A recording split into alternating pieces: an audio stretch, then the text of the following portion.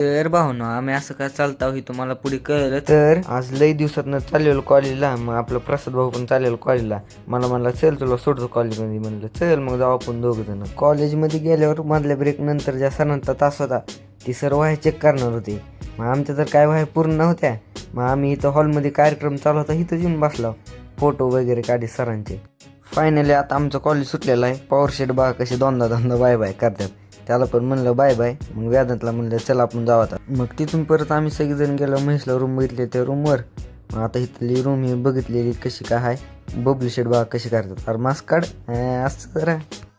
College सुटल्यानंतर मी जयराम तो जयरामच्या राहणार तूर न्यायला. मला म्हणला चल तूर घेऊन येऊ.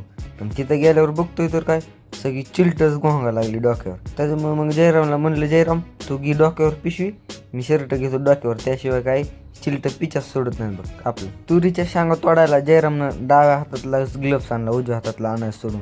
आता काय बोलावं जयरामला. अरे म्हणलं तुझं डोकं एकच नंबर. शेंगा वगैरे घेऊन झाल्यात. आता एवढ्या पिशवी भरून घेतल्या शेंगा. तर मग आजचा ब्लॉग इथंच संपू. Bye bye.